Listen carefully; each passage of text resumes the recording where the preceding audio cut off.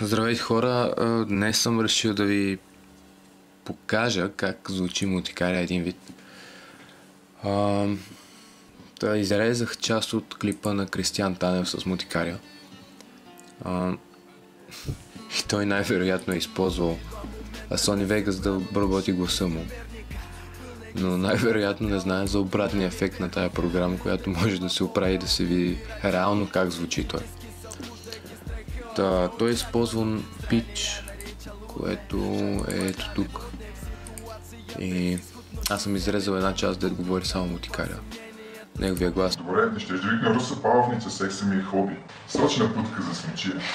Искаш ми гола и страстна. Не. Така, неговия глас тук е дебело, трябва да го изтъним. Да кажем, правим го 3 някъде и слагаме просто това. Добре, ще викна руса павница, секса ми е хоби. Сочна путка за смечия. Искаш ми гола и страстна. Не, ако може, облечена и... Чухте как горе-долу звучи, не съм много сигурен дали е така. Добре, ще викна руса павница, секса ми е хоби. Сочна путка за смечия. Искаш ми гола и страстна. Не, ако може, облечена и... Нещо този сорт. Как може би имоти? Не знам всъщност кой от всичките, защото в последно време в нашото YouTube BG Community, най-вероятно, не знам на български как е. Те май не знаят, че това лице тук е нещо от сорта на няколко човека, няколко администратора, които са вътре. И не знам всъщност кой от всичките е той. Всъщност може да се види.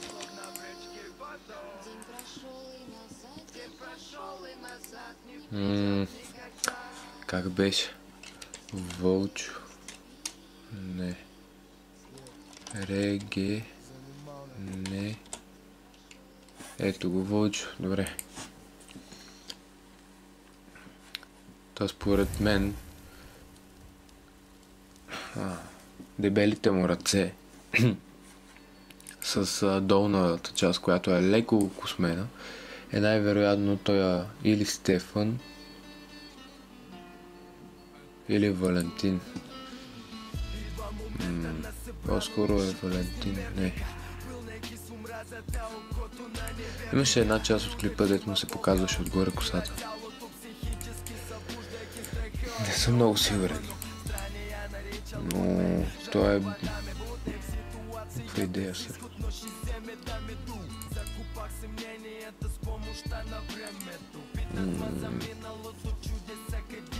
Той пич няма никакви снимки. Или поне, защото не съм го поканил назад.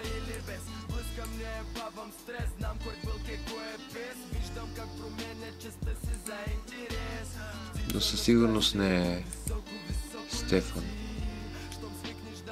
Косата му е руса, на Кристиан клипа му е по-скоро черна. Ето този тип. Значи може да е Павката, като се замисли. Може да е този Павел.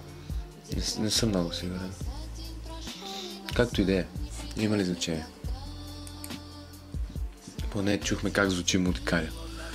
И ето всъщност ще го повторя още един път. Добре, ще викна руса павница, секса ми е хоби. Сочна путка за смечия. Искаш ми гола и страстна. Не, ако може, облечена и... И най-вероятно така звучи Павката. Тъй, че ако някой го е чувал, да отиде и да го нарита. Не, сигурно се разбира. Добре, както и да е. Това беше от мен, хора.